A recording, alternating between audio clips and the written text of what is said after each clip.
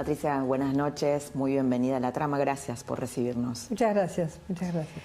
Estamos a 48 horas del segundo paro que le hacen al gobierno de Javier Milei, bueno, al gobierno al cual perteneces, y vos hablaste de paro de la debilidad. ¿Por qué paro de la debilidad? Porque considero que el paro es un instrumento que no se utiliza ya en ninguna parte del mundo, los paros generales, que solo atacan la producción, el salario, a las personas que trabajan bajo otras modalidades, y pienso que los únicos que se benefician son los dirigentes que creen que con eso tienen poder. Pero no veo un solo trabajador que sienta que un paro lo beneficia. Un comerciante, un monotributista, un chico que trabaja en Rappi o cualquiera de las plataformas, no siento que sienta algún beneficio para él. Al revés, todos sienten que fue un día en el que vendieron menos, trabajaron menos. Entonces es hacer perder a todos por una negociación que solo le interesa a los jerarcas sindicales. Me acordaba recién cuando venía a hacerte la entrevista a aquella ministra de Trabajo del 2000-2001 con las discusiones con Moyano, cuando Moyano te llamaba despectivamente la piba y te enfrentaba a esta casta sindical que hoy sigue. ¿Qué cambió en vos y qué cambió en la Argentina en todo este tiempo, más de 20 años? ¿Y qué cambió en Moyano y su sistema? Bueno, ellos han acumulado más dinero, han acumulado sistemas más perfeccionados, ¿no? Donde de golpe tienen el sindicato, tienen la obra social, construyen empresas alrededor de la obra social que son dueños de ellos y de sus familias. Viajan en aviones privados, hay uno... Tienen mucho, de la CGT que tiene mucho dinero. Y eso lo han ido perfeccionando, porque siempre, hace muchos años que los sindicalistas en la Argentina son multimillonarios, y siempre hacen exactamente lo mismo, es decir, intentan generar ingobernabilidad cuando hay gobiernos que no son de signo peronista, y con el peronismo hacen, digamos, la vista gorda siempre. Entonces es una repetición sistemática de lo mismo. Creo que en esta oportunidad se encontraron con un gobierno que no se achica con el paro. No se asusta. No se asusta, no se achica, no cambia. ¿Y Juntos por el Cambio se achicaba, se asustaba? Bueno, es como que quizás le daba al paro una importancia, ¿no? Una cosa que yo siempre discutí es la palabra acatamiento, ¿no? Porque sí, acatamiento es una palabra de sometimiento, ¿no? Yo te acato algo.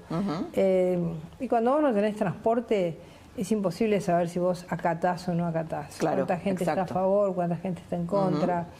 Pero creo que había como... La movilización generaba más preocupación. Hoy se demostró claramente que se puede lograr orden público, y que sea quien sea el que salga a la calle, hay orden. Y estos paros cada vez van generando menos adhesión. Y eso va rompiendo la columna vertebral del poder que ellos creen que tienen. Que creen que tienen, está buena la frase. De todas maneras, hubo una negociación entre el gobierno de Milei y la CGT. Te pregunto si no fue una ingenuidad intentar negociar con ellos sacándoles la cuota solidaria o las sanciones por el bloqueo, porque finalmente metieron igual un paro. ¿No fue ingenuo eso? No fue una negociación con ellos. Fue una negociación con votos del Congreso, de la Cámara de Diputados, que representaban o que querían representar esos intereses.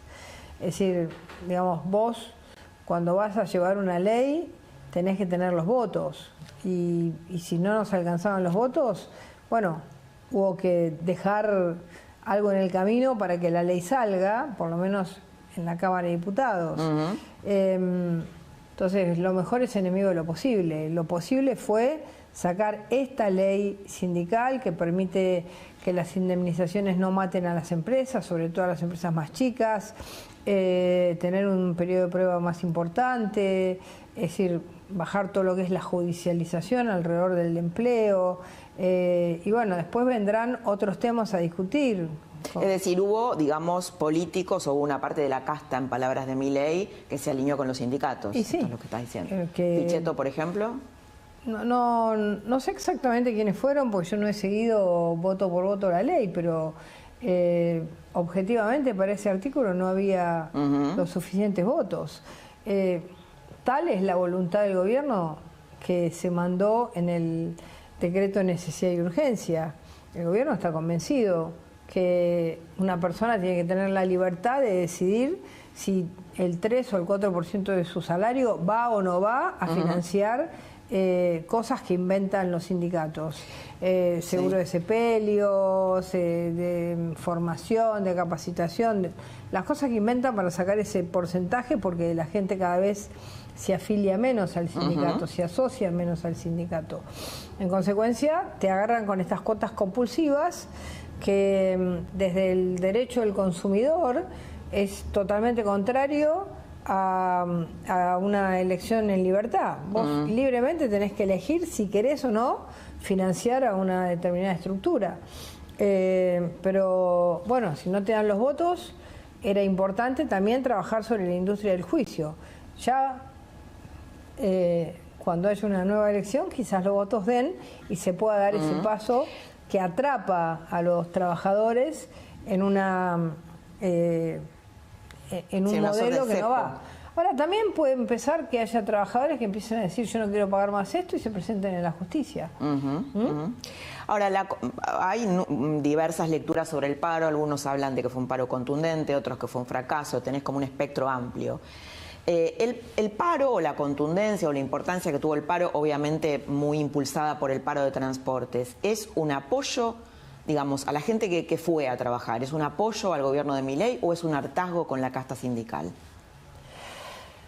Yo creo que la gente tiene mucha expectativa y ve que hay un rumbo, que ese rumbo no se negocia, que tener un país sin déficit, sin inflación, que se baja la inflación rápido, que las reservas del Banco Central se reconstruyen, que empieza a haber crédito, que se empiezan a ver las primeras luces del final del túnel, se empiezan a ver, digamos, todavía lentamente, pero que del nivel que nos dejaron a donde estamos, el paso fue enorme en tan solo 5 meses.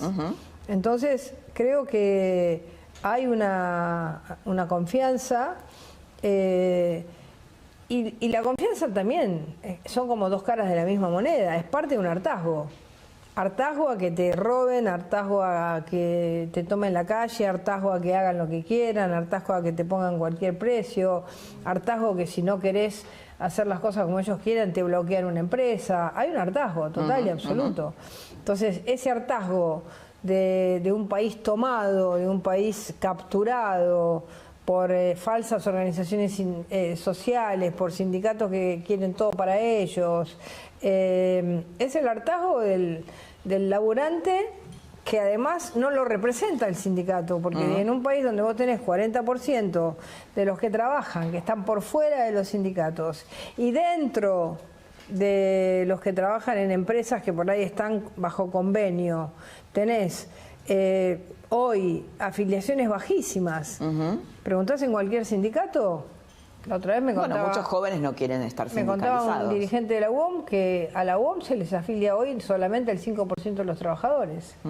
Entonces, ¿por qué cobran cuotas compulsivas? Porque con ese 5% no podrían mantenerse. Antes la Argentina era un país de altísimo nivel de asociación gremial, uno de los más altos de América Latina. Y eso se fue perdiendo. ¿Por qué? Y bueno, porque todo el mundo se dio cuenta que son burocracias llenas de plata, millonarias, que que solo miran su interés, ¿no? Que compran clubes de fútbol, que digamos que tienen empresas, que viven en countries, que tienen aras, qué sé yo. ¿Viste? Patricia, ¿quién es Javier Milei y por qué él pudo lograr lo que Juntos por el Cambio no pudo en su momento? ¿Quién es? ¿Cómo lo definís? Yo creo que es una persona que tiene una convicción profunda de llevar adelante un plan de cambio hacia un capitalismo de reglas, hacia un modelo liberal de la libertad, que Juntos por el Cambio no lo tenía tan claro.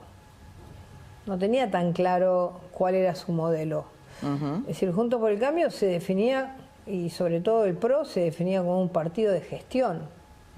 Ahora, la gestión, ¿qué significa? ¿Qué es la gestión por sí misma? La gestión tiene que tener una idea. Vos gestionás en una dirección. Y eso no estaba tan claro. Y una narrativa también, ¿no? Una narrativa. También Milei generó una narrativa. Claro, una narrativa, pero una idea. ¿Hacia qué idea vas? Y eso estaba más confuso. Entonces, las cosas muchas veces se hicieron a medias. Yo las viví.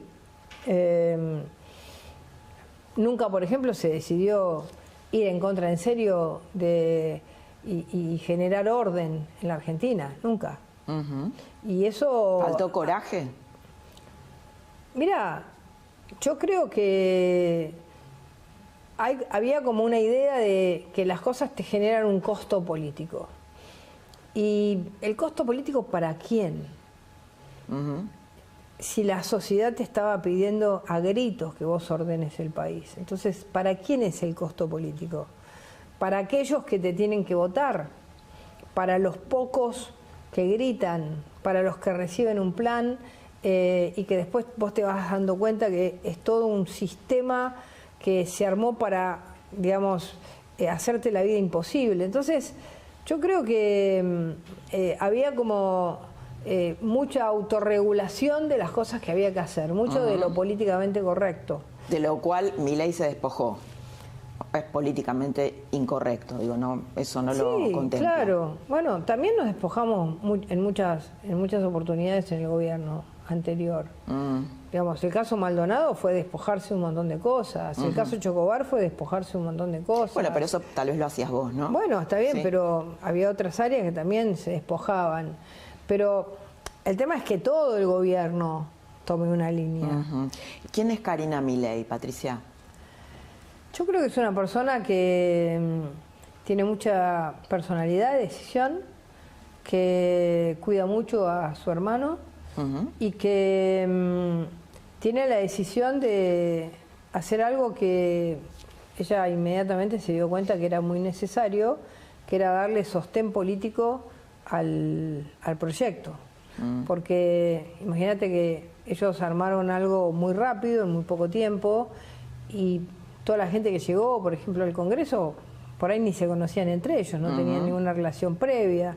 Entonces está muy decidida y muy dedicada a darle sostén político. Y eso me parece una acción importante. ¿Hablas con ella? ¿Te llevas bien? Sí, hablo con ella, sí.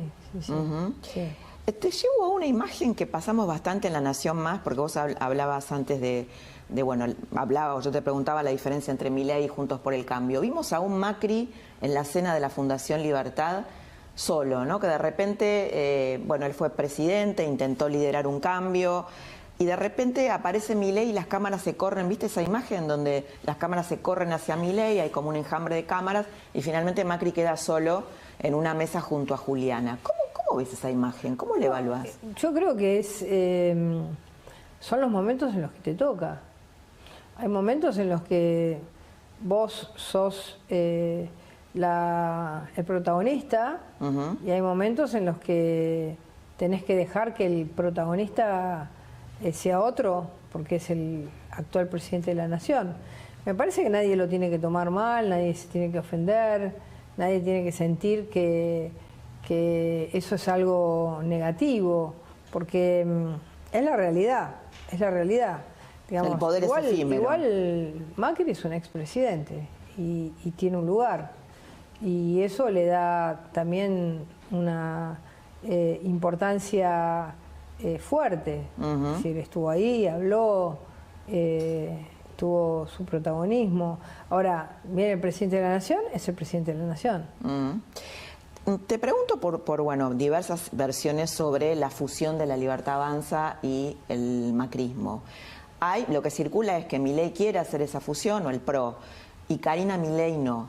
¿Qué información tenés vos o qué reflexión haces vos sobre eso? No tengo esa información de si quiere Milei y no quiere Karina. La verdad que me parece que el gobierno lo que quiere es que en la próxima elección haya en las urnas dos propuestas. Digamos, la propuesta del cambio y que todos los sectores, aunque tengan alguna diferencia, apoyen la propuesta del cambio, porque esa propuesta necesita diputados, necesita senadores, necesita ganar una elección, necesita poder político para poder consolidarse. Vamos a estar en una etapa de consolidación y hay una propuesta que es la retrógrada, la que te hace los paros, la que te sigue con las marchas, la que te genera desorden permanente. Que sigue siendo muy potente también. Bueno, pero por eso, entonces, si esta mirada retrógrada es potente, la mirada de la transformación, del cambio, de la libertad, tiene que ser más potente aún. Entonces, ¿por qué vas a ir separado? ¿Para representar qué? ¿Hay algo en el medio entre el cambio y la vuelta atrás? Pareciera que en el PRO, sí, no lo ven así, ¿no? Dentro del PRO. ¿Hay gente dentro del PRO que no la ve, como diría Milei? No, a ver, que no la ven así. ¿Cómo la van a ver? ¿Qué van a hacer? ¿El medio de qué? ¿El jamón del sándwich? No hay otro lugar. Digamos, uno tiene que ser consciente de la representación social. Si en la próxima elección vos tenés boletas que impliquen el cambio y la vuelta al pasado, la gente se va a inclinar por eso. Y después si tenés alguna boleta suelta que diga, bueno, no, yo lo que quiero es solamente guardar mi identidad. La identidad no es una identidad partidaria, la identidad es la identidad de una idea, de un proyecto, de una dirección. Entonces, me imagino que quienes están en otra dimensión de la política... Larreta, por ejemplo. Bueno... Lustó. Y están en una situación compleja, porque tienen una idea que no prende en la sociedad. Entonces, eso es un momento difícil. Cuando tu idea no tiene arraigo, no tenés votos. O sea, Larreta y Lustó, por ejemplo, están en una situación difícil. Digamos, es que la representación de esa oposición fuerte es la representación que hoy tiene en las cámaras, por ejemplo, Unión por la Patria. Entonces, ¿hasta dónde vas a llegar? ¿Está terminada, Cristina? El otro día habló, no pasó demasiado, pero bueno, también pensábamos que había terminado su ciclo antes y volvió. Yo creo que siempre depende de dos cosas: de lo que ella pueda hacer y de lo que vos hagas.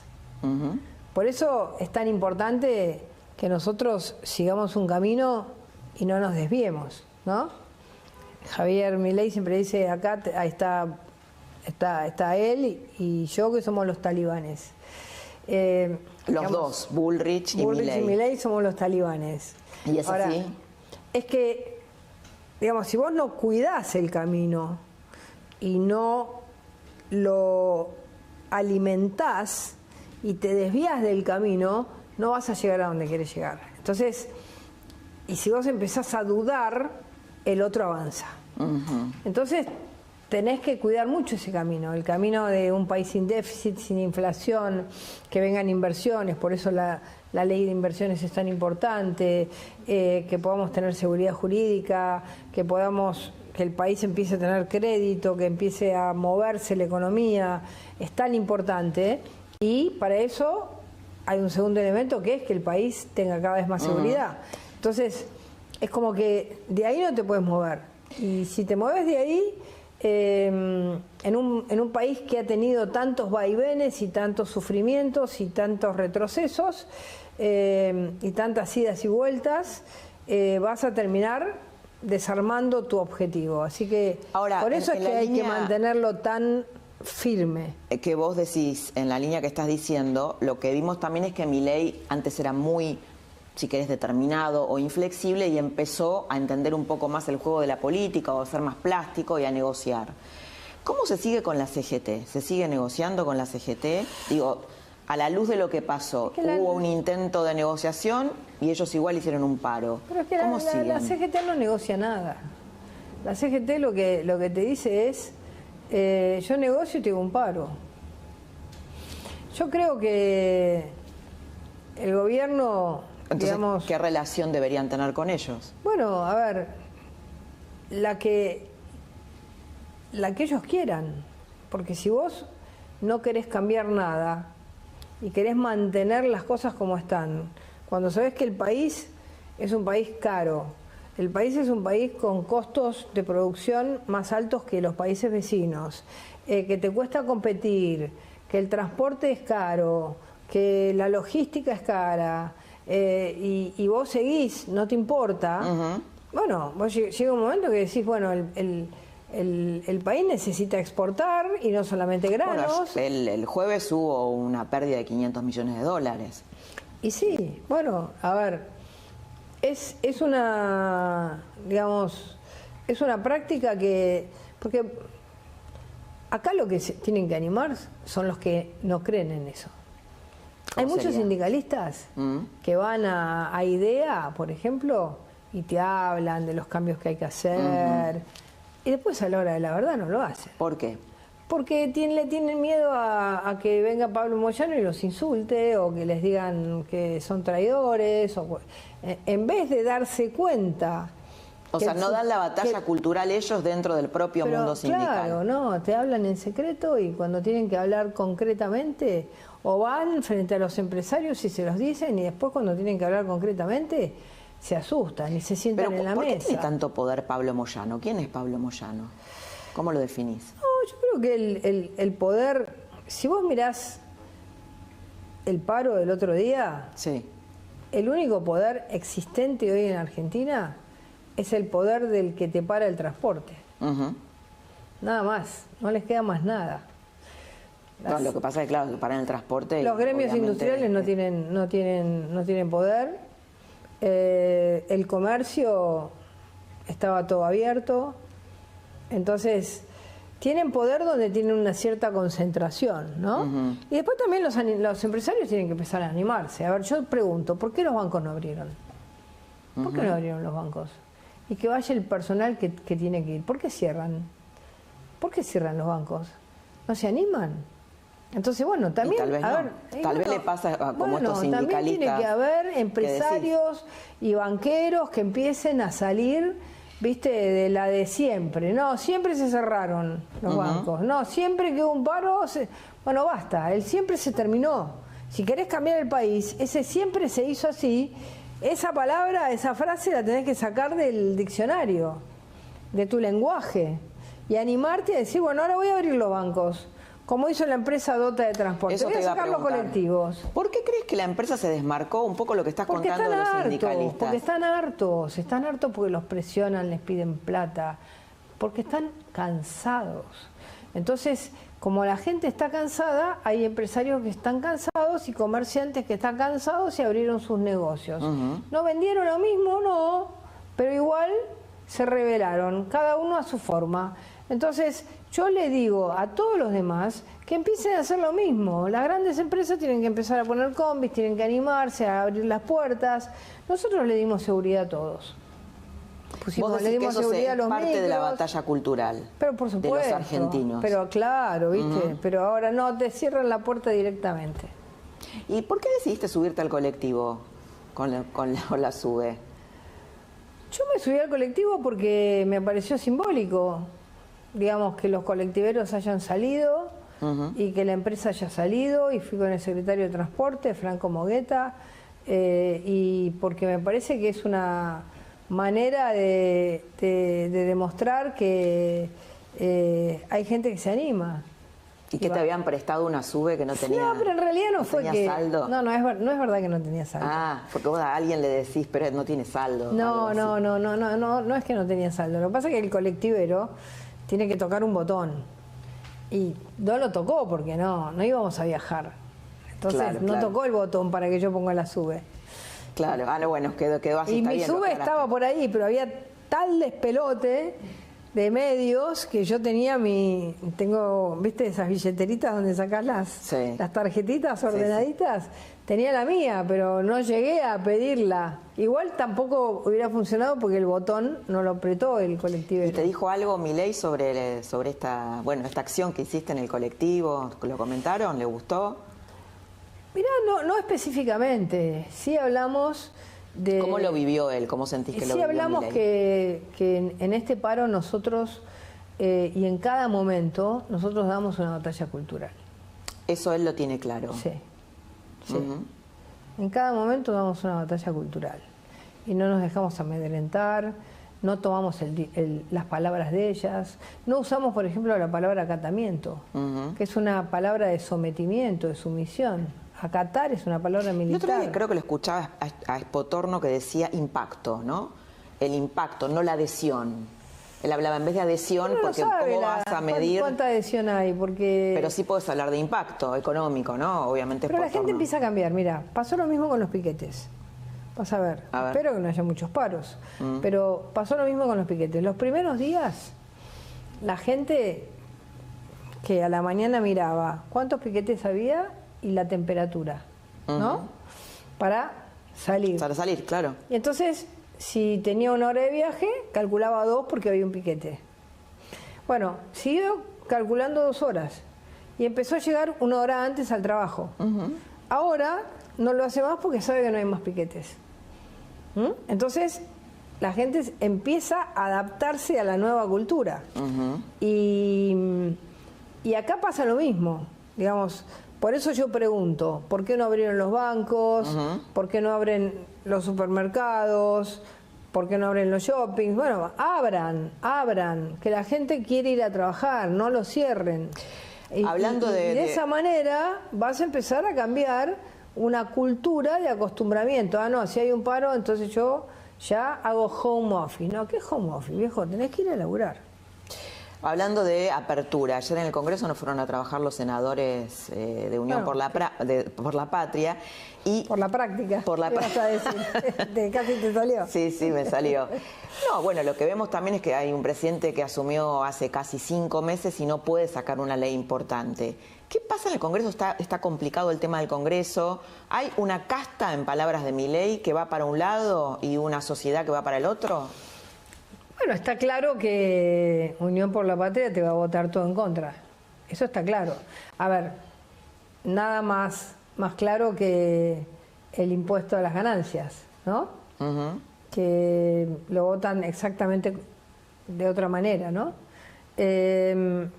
Pero ellos ya sabés lo que van a hacer. Acá ellos saquémoslo. ¿Qué pasa con los demás? Que no... Bueno, acá el problema es que hay muchos que vos te das cuenta... Y ahí te das cuenta la crisis que tenía de envejecimiento político que tenía Juntos por el Cambio, que yo lo sufrí en la campaña mucho. La crisis de envejecimiento político y de burocratización y de casticización que tenía Juntos por el Cambio. Qué fuerte lo que estás diciendo. Y sí, ahí te das cuenta que cuando vos ves que hay muchos que votan por intereses y no por ideas, te das cuenta que había muchos que no querían el cambio profundo. Si bien en las PASO ganó el cambio profundo, por eso gané yo, después Juntos por el Cambio volvió a unirse y la gente percibió que ahí había algo que era un engranaje que no funcionaba del todo bien. Pero vos hablaste de intereses recién. ¿Que vota por intereses? Y bueno, a ver, ¿qué sería? Los temas, por ejemplo, una cosa es hablar de la necesidad que tiene una universidad, otra cosa es negarte a que te hagan una auditoría de la universidad.